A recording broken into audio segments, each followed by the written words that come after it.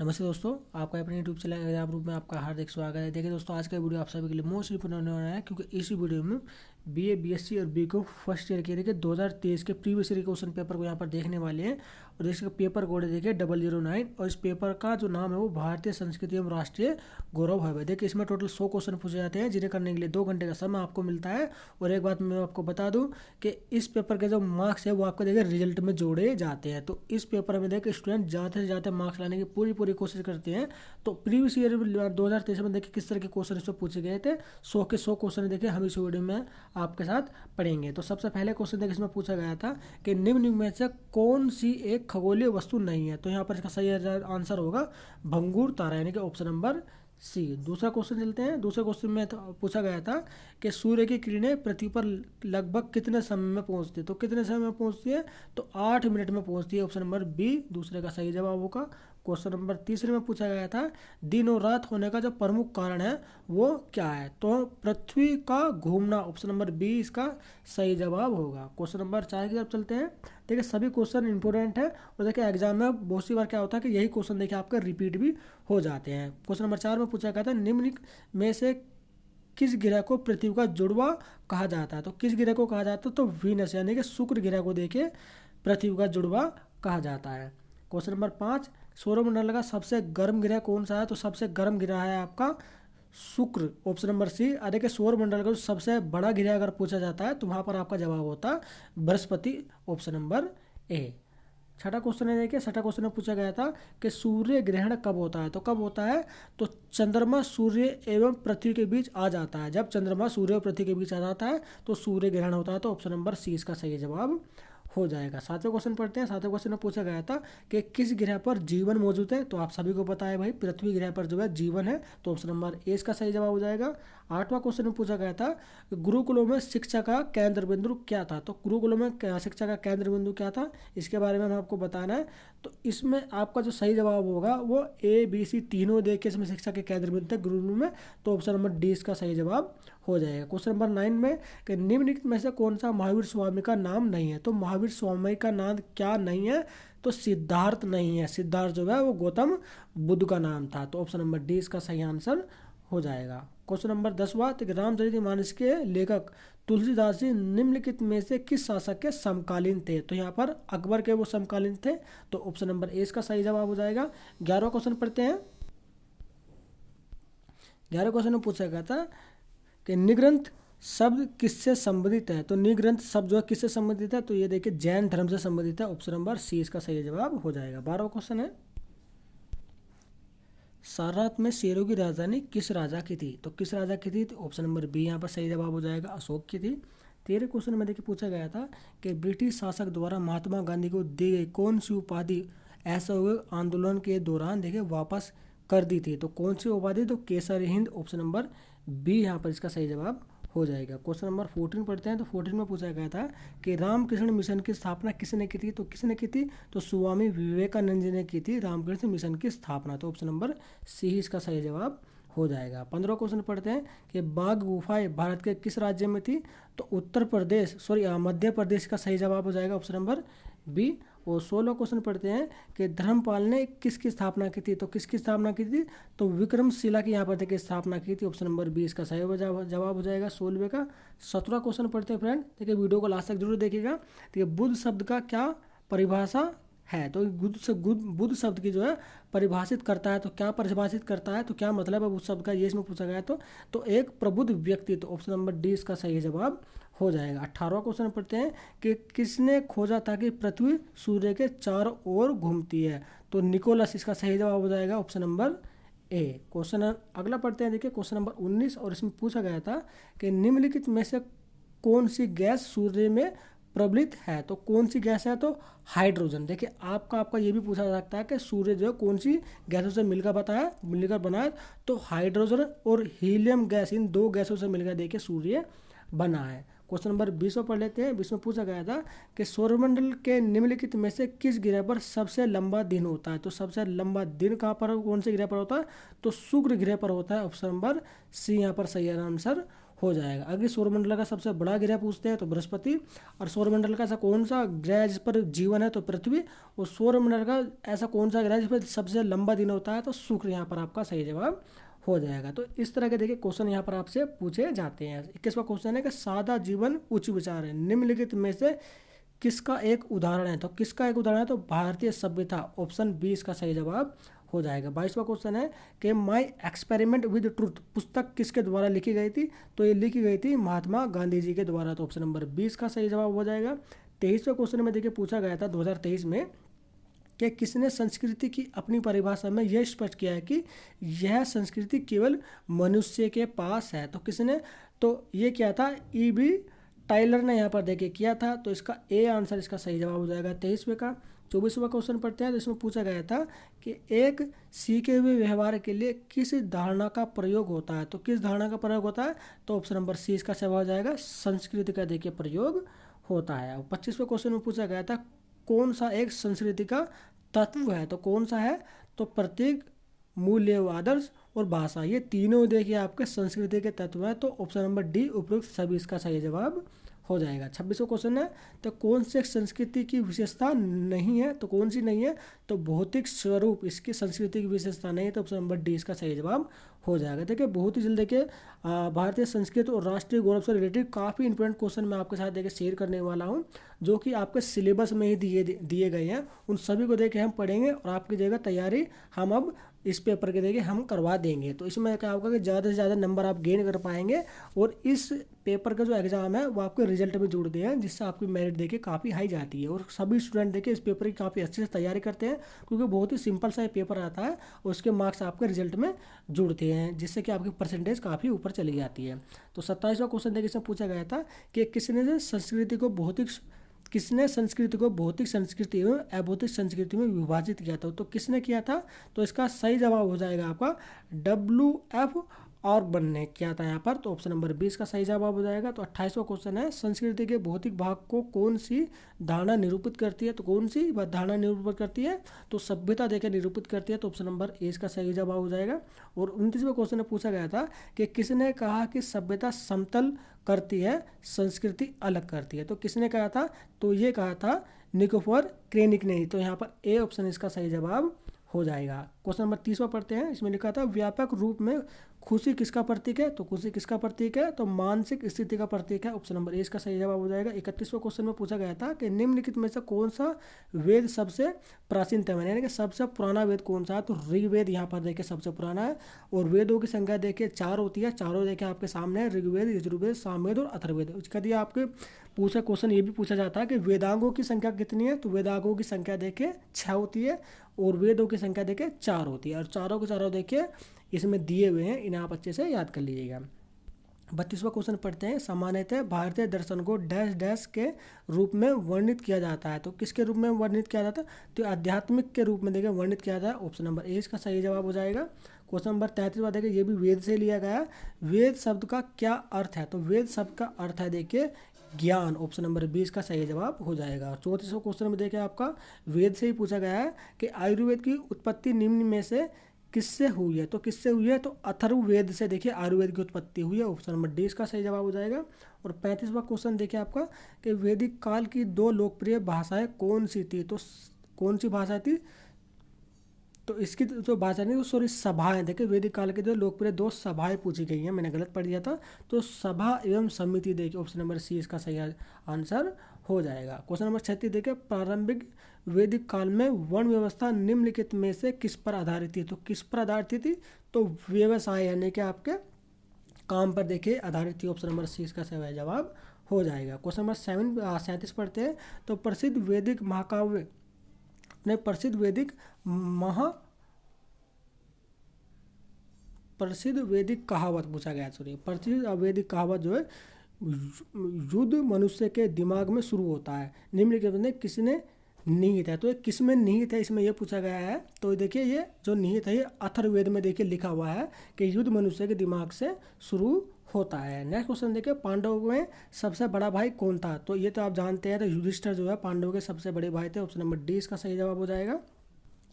Next 39 question पूछते हैं, 6ठी शताब्दी में रहने वाले भारतीय खगोल वैज्ञानिक का क्या नाम था? तो यहाँ पर नाम था, ऑप्शन नंबर ए इसका सही जवाब आएगा वराहमिहिर। तो इस 40वां क्वेश्चन पढ़ते हैं कि निम्नलिखित में से किसे योग का प्रणेता माना जाता है? तो पतंजलि को देखा योग का प्रणेता माना जाता है, ए इसका सही जवाब हो जाएगा। 41वें क्वेश्चन में पूछा गया था कि निम्नलिखित में से किस वेद में यज्ञ सूत्र है? तो यज्ञ या पूजा पाठ से रिलेटेड या फिर यज्ञ से रिलेटेड जो सूत्र है वो आपको ऋग्वेद में दिए गए थे, कि ये भी देखिए वेद से ही पूछा गया था। तो वेद देखिए काफ़ी अच्छा टॉपिक है, वेद को आप जरूर से अच्छे याद कर लेगा। तो वेद से रिलेटेड बहुत ही जल्दी देखिए आपको मोस्ट इंपोर्टेंट क्वेश्चन हम अपने चैनल पर देखिए करवाने वाले हैं। तो अगला क्वेश्चन है देखिए आपका, प्रसिद्ध गायत्री मंत्र निम्न में से किस में है? तो ये किस में निहित है? तो ऋग्वेद में देखिए गायत्री मंत्र जो है दिया हुआ है।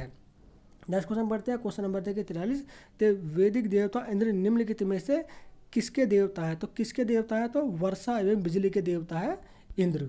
क्वेश्चन नंबर 44 में पूछा गया था कि उपनिषद पुस्तकों की एक श्रृंखला को किसमें समर्पित है? तो किसको समर्पित है? देखो उपनिषद की एक पुस्तक श्रृंखला, तो ये समर्पित है आपके दर्शन को। ऑप्शन नंबर डी इसका सही जवाब हो जाएगा। 45वां क्वेश्चन पढ़ते हैं कि निम्नलिखित में से कौन सा एक विषम है? तो कौन सा एक विषम है? तो विष्णु पुराण देखिए विषम है। क्यों विषम है? क्योंकि सामवेद, यजुर्वेद और ऋग्वेद ये देखिए आपके वेद से वेद हैं, और ये पुराण है आपका, विष्णु पुराण होता है, मत्स्य पुराण होता है, इस तरह से। तो इसलिए ये चौथा वेद इसमें नहीं दिया गया है, जिसकी वजह से देखिए सी ऑप्शन इसका सही हो जाता है, विष्णु पुराण। क्वेश्चन नंबर 46, निम्नलिखित में से कौन चिकित्सक नहीं है? तो चिकित्सक कौन है? तो चारवाक देखिए इसका सही जवाब हो जाएगा। बाकी सुश्रुत, चरक और धनवंतरी जो है ये आपके देखिए चिकित्सक रहे हैं। क्वेश्चन नंबर 47 है कि मनुस्मृति किस विषय वस्तु से संबंधित है, वह किससे संबंधित है? तो मनुस्मृति किस विषय से संबंधित है और वह किससे संबंधित है, यह पूछा गया था। तो मनुस्मृति में क्या है, कानून व्यवस्था की देखिए बात की गई है। तो ऑप्शन नंबर सी इसका सही जवाब हो जाएगा। नेक्स्ट क्वेश्चन पढ़ते हैं, क्वेश्चन नंबर 48। संस्कृत भाषा के जो प्रथम व्याकरण थे वो कौन थे? तो ये थे देखिए पाणिनि जी, इन्होंने देखिए व्याकरण लिखी है। नेक्स्ट क्वेश्चन पढ़ते हैं 49 में देखिए पूछा गया था कि उपनिषदों में प्रतिपादित दर्शन किस नाम से जाना जाता है? तो किस नाम से जाना जाता है? तो वेदांत नाम से देखिए जाना जाता है। ऑप्शन नंबर बी इसका सही जवाब। देखिए वेद और उपनिषद, वेदांत, इनसे रिलेटेड देखिए बहुत सारे क्वेश्चन पूछे जाते हैं। क्वेश्चन नंबर 50 पढ़ते हैं कि निम्नलिखित में से कौन सी एक खुली व्यवस्था है? तो कौन सी है? तो वर्ण व्यवस्था और आपका वर्ग व्यवस्था। तो ये दोनों देखिए आपकी खुली व्यवस्था के अंतर्गत आती है। तो ऑप्शन नंबर सी इसका सही जवाब हो जाएगा। क्वेश्चन नंबर 51 देखिए, वर्णों की कुल संख्या कितनी है? तो कितने की है? तो 4 वर्ण होते हैं, 4 ही वेद होते हैं और 6 वेदांग होते हैं। इन्हें आप याद कर लीजिए। देखिए ये जो है 3 में से क्वेश्चन, 1 या 2 क्वेश्चन आपका हर बार पूछा जाता है। क्वेश्चन नंबर देखिए 52वां, कौन सा एक आश्रम व्यवस्था का भाग है? तो कौन सा है? तो संन्यास आश्रम देखिए आश्रम व्यवस्था का एक भाग है। तो ऑप्शन नंबर सी जवाब हो जाएगा। क्वेश्चन नंबर 53 पूछते हैं, कौन सा आश्रम गृहस्थ जीवन से संबंधित है? तो कि गृहस्थ जीवन तो जब गृहस्थ जीवन से संबंधित है तो गृहस्थ आश्रम होगा। उसके बाद एक वानप्रस्थ आश्रम है, संन्यास आश्रम है। देखिए कभी कभी ये पूछा भी जाता है कि ये जो चारों आश्रम देखिए ये कितनी आयु तक होते हैं? तो 25 आयु के होते हैं। ब्रह्मचर्य आश्रम भी देखिए 25 वर्ष का होता है, गृहस्थ आश्रम भी 25 वर्ष का होता है, वानप्रस्थ आश्रम भी 25 वर्ष का होता है, और संन्यास आश्रम भी है वो भी आपका 25 वर्ष का ही आपका होता है। तो टोटल 100 वर्ष का देखिए व्यक्ति का जीवन इन्होंने बताया गया है। इस आश्रम के दौरान 25 के देखिए ये 4 आश्रम होते हैं। चलिए नेक्स्ट क्वेश्चन पढ़ते हैं 54वां। तो 54वें क्वेश्चन में पूछा गया था हिंदू दर्शन में पुरुषार्थों की संख्या कितनी है? तो यहाँ पर देखिए 4 इसका सही जवाब हो जाएगा। Option number B. 55 में पूछा गया था भारतीय दार्शनिक धर्म में कौन सा एक मृत्यु या पुनर्जन्म के चक्र में मुक्ति से संबंधित है? तो क्या देखिए, तो भारतीय दर्शन में अगर हम बात करो तो मोक्ष यहाँ पर देखिए इसका सही जवाब हो जाएगा। Option number D. और 56 में पूछा गया था जैसा हम बोते हैं वैसा ही हम काटते हैं भी हैं, तो संबंधित है। तो किससे संबंधित? तो कर्म के नियम पर देखिए समझे, जैसा होगा वैसा ही होगा। तो इसे कर्म का नियम देखिए इस पर लागू होता है। तो ऑप्शन नंबर डी इसका सही जवाब हो जाएगा। क्वेश्चन नंबर 57 में पूछा गया था कि प्राचीन शिक्षा प्रणाली किस पर आधारित है? तो किस पर आधारित है? तो वेद एवं ब्राह्मण पर आधारित है, उपनिषद एवं धर्मसूत्र पर आधारित है। तो ऑप्शन नंबर सी इसका सही जवाब हो जाएगा। क्वेश्चन नंबर 58 पढ़ते हैं। इसमें पूछा गया था प्राचीन शिक्षा प्रणाली में शिक्षा का स्रोत जो है वो किसका लेखन था? तो किसका लेखन था? तो आर्यभट्ट, पाणिनि, कात्यायन एवं पतंजलि। तो ये तीनों का था। तो उपरोक्त सभी देखिए इसका सही आंसर हो जाएगा ऑप्शन नंबर डी। 59 पढ़ते हैं, गुरुकुल को और किस नाम से जाना जाता है? तो गुरुकुल के अन्य कौन सा नाम है? तो गुरुकुल को देखिए आश्रम नाम से भी जाना जाता है। तो ऑप्शन नंबर 20 का सही जवाब हो जाएगा। क्वेश्चन नंबर 60 पढ़ते हैं दोस्तों। तो क्वेश्चन नंबर 60 में लिखा है तक्षशिला, नालंदा, वालब्बी और विक्रमशिला ओदांतपुरी एवं जागदलता में कहाँ पर स्थित था। तो कहाँ पर स्थित था भाई ये, तो ये देखिए आपका विश्वविद्यालय है। तो ये सभी क्या है आपके देखिए विश्वविद्यालय है। तक्षशिला हो गया, नालंदा का, वालंबी होगा, विक्रमशिला में ओदानपुरी एवं गादला में क्या स्थित थे। तो ये विश्वविद्यालय देखिए ये सभी स्थित थे। 61वां क्वेश्चन है कि मंदिरों के संबंध में किस स्थान पर देखिए विश्वविद्यालय का विकास हुआ। तो विश्वविद्यालय के साथ क्या हुआ, तो ऑप्शन नंबर डी इसका सही जवाब हो जाएगा। बनारस, नवदीप, कांची, ये सभी में देखिए हुआ था। तो ऑप्शन नंबर डी इसका सही जवाब हो जाएगा। क्वेश्चन नंबर 62वां देखते हैं। तो चाणक्य को किस नाम से भी जाना जाता है। तो यहाँ इसका सही जवाब होगा देखिए केटल्ली, ऑप्शन नंबर डी। देखिए आपसे ये भी पूछा जाता है कि अर्थशास्त्र नामक पुस्तक किसने लिखी थी। तो वहाँ पर देखिए इसका आंसर हो जाएगा आपका केटल्य या फिर चाणक्य। चाणक्य का एक अन्य नाम देके केटल्य भी है, जैसे कि इसमें पूछा भी गया है। तो अगला क्वेश्चन पढ़ते थे, क्वेश्चन नंबर 63। इसमें पूछा गया था कि 1980 में किस स्थान को विश्व विरासत स्थल घोषित किया गया था। तो 1980 में किसे किसे गया था, तो तक्षशिला विश्वविद्यालय को यहाँ पर देखिए विश्व विरासत स्थल की सूची में रखा गया था 1980 में। तो ऑप्शन नंबर सी इसका सही जवाब हो जाएगा। देखिए आपसे जो मैं बता रहा था आपको ये क्वेश्चन देखिए इसमें पूछ लिया गया कि अर्थशास्त्र किसने लिखा था। तो किसने लिखा था, तो चाणक्य। चाणक्य के देखिए अन्य नाम है केटल्य भी है। तो ऑप्शन नंबर सी इसका सही जवाब हो जाएगा। 65वें क्वेश्चन में पूछा गया था कौन सा एक विश्व के सबसे पुराने विश्वविद्यालयों में से एक है। तो सबसे पुराने इधर इन चारों में से जो सबसे पुराना है वो नालंदा विश्वविद्यालय है। तो ऑप्शन नंबर सी का सही जवाब हो जाएगा। 66वां क्वेश्चन पढ़ते इसमें पूछा गया था कि वर्तमान में नालंदा भारत के किस राज्य में स्थित है। तो कौन से राज्य में है, तो बिहार राज्य में देखिए स्थित है। और 67वें क्वेश्चन में देखिए पूछा गया था कि भारत को खजुराहो के प्रसिद्ध मंदिर किस वंश ने दिए थे। तो किस वंश ने देखिए खजुराहो के मंदिर जो की स्थापना की थी। तो यहाँ पर देखिए चंदेल वंशों ने की थी। तो ऑप्शन नंबर डी इसका सही जवाब हो जाएगा। और 68वें क्वेश्चन में पूछा गया था कि निम्नलिखित गुफाओं में से कौन सी एक त्रिमूर्ति के लिए प्रसिद्ध है। तो एलिफेंटा गुफाएं जो है वो आपकी त्रिमूर्ति के लिए प्रसिद्ध है। तो ऑप्शन नंबर सी इसका सही जवाब हो जाएगा। नेक्स्ट क्वेश्चन देखते हैं कि राष्ट्रीय ध्वज के धर्म चक्र में कितनी तिल्लियां हैं। तो ये तो कॉमन सा क्वेश्चन है, 24 तिल्लियां हैं। ऑप्शन नंबर सी इसका सही जवाब हो जाएगा। तो इसी तरह के देखिए बहुत ही इजी से क्वेश्चन आपसे पूछे जाते हैं। कोई इतना हार्ड एंड टफ पेपर यहाँ पर देखिए आता नहीं है। 17वें क्वेश्चन में पूछा गया था कि अजंता की चित्रकला किस काल की है। तो कौन से काल की है, तो गुप्त काल की है। तो ऑप्शन नंबर डी इसका सही जवाब हो जाएगा। बाकी हम आपके देखिए तैयारी करवा देंगे सभी। देखिए आप जो आने वाले वीडियो होंगे वो आप जरूर देखिएगा। चैनल को सब्सक्राइब कर दो, वीडियो को लाइक कर दिए। देखिए भारतीय संस्कृति राष्ट्रीय गौरव से रिलेटेड तैयारी हम आपकी करा देंगे। और सभी देखिए तैयारी हो चुकी है। आपके सिलेबस के आधार पर देखिए सभी क्वेश्चनों को रेडी कर लिया गया है। बहुत ही जल्द आपको जो क्लासेस है वो आपको प्रोवाइड हो जाएंगे। बस आप चैनल को सब्सक्राइब कर लीजिएगा। 71 क्वेश्चन में पूछा गया था कि प्लूटो किसका शिष्य था। तो किसका शिष्य था, तो सुकरात का शिष्य था। तो ऑप्शन नंबर डी इसका सही जवाब हो जाएगा। 72वें क्वेश्चन में पूछा गया था कि निम्नलिखित में से कौन सा प्लूटो का कार्य है। तो प्लूटो का जो कार्य है वो क्या है, इसमें पूछा गया था। तो द रिपब्लिक यानी कि गणराज्य। ऑप्शन नंबर सी इसका सही जवाब हो जाएगा। क्वेश्चन नंबर देखिए क्वेश्चन नंबर 73 देखते हैं। कर्म के सिद्धांत के अनुसार प्रत्येक कर्म निम्नलिखित में से किस ओर ले जाता है। तो किस ओर ले जाता है, तो देखिए फल की ओर लेके जाता है। तो ऑप्शन नंबर बी इसका सही जवाब हो जाएगा। और 74 में पूछा गया था सेंट ऑगस्टाइन किसके दर्शन में देखिए अत्यधिक प्रभावित है। तो किसके देखिए दर्शन से अत्यधिक प्रभावित थे, सेंट ऑगस्टाइन। तो यहाँ पर इसका सही जवाब हो जाएगा देखिए प्लेटो। तो ऑप्शन नंबर बी इसका सही जवाब हो जाएगा। 75 की तरफ पढ़ते इसमें पूछा गया था कि बौद्धिक मिडवाइफरी ज्ञान सिद्धांत किसने प्रतिपादित किया था। तो किसने प्रतिपादित किया था, उस व्यक्ति का नाम बताया था। सुकरात ने देखिए प्रतिपादित किया था। तो ऑप्शन नंबर डी इसका सही जवाब हो जाएगा। और 76 में पूछा गया था तो फिलोसफी देखिए इसमें पूछा गया था फिलोसफी मूलतः किस भाषा का शब्द है। तो कौन सी भाषा का शब्द इसमें पूछा गया था, तो ग्रीक भाषा का शब्द है फिलोसफी। तो ऑप्शन नंबर सी इसका सही जवाब हो जाएगा। अगला क्वेश्चन पढ़ते हैं देखिए दर्शन शास्त्र की कौन सी शाखा मूल्य से संबंधित है। तो कौन सी शाखा है, तो मूल्य मीमांसा। ऑप्शन नंबर सी इसका सही जवाब हो जाएगा। अगला क्वेश्चन देखिए 78 इसमें पूछा गया था कि आदर्शवाद का जनक कौन है। तो कौन है, तो प्लेटो जो है वो आदर्शवाद के जनक है। और आपका 79 में पूछा गया था कि श्रुति का अर्थ क्या है। तो क्या अर्थ है, श्रुति का अर्थ है देखिए क्या सुना है। तो ऑप्शन नंबर डी इसका सही जवाब हो जाएगा। और 80 में पूछा गया था कि हड़प्पा सभ्यता के लोग इनमें से किसकी पूजा नहीं करते थे? तो नहीं करते हैं पूछा गया था, ताकि इंद्र की पूजा नहीं करते हैं। तो हो सकता है देखिए अगली बार आपसे ये भी पूछा लिया जाए कि हड़प्पा सभ्यता के लोग किसकी पूजा करते हैं। तो आपको पता होना चाहिए कि प्रकृति देवी और पशुपतिनाथ, इन तीनों को देखिए पूजा करते थे हड़प्पा सभ्यता के लोग, बाकी वो इंद्र की पूजा नहीं करते थे। और 81वें क्वेश्चन में पूछा गया था कि द्रौपदी को बालों से पकड़कर एवं घसीटकर दरबार में कौन लाया था? तो दुशासन देखिए इसका सही आंसर हो जाएगा ऑप्शन नंबर बी। देखिए महाभारत से रिलेटेड भी देखिए आपसे क्वेश्चन यहाँ पर पूछे जाते हैं, 4 से 5 क्वेश्चन देखिए आपके हर बार पूछे जाते हैं महाभारत से रिलेटेड। तो इसकी भी तैयारी देखिए हम आपकी करा देंगे। और 82 में यहाँ पर देखिए पूछा गया था कि निम्न में से कौन पांडव की पत्नी थी? तो पांडव की पत्नी कौन थी? आपको पता है देखिए द्रौपदी थी, ऑप्शन नंबर सी जवाब हो जाएगा।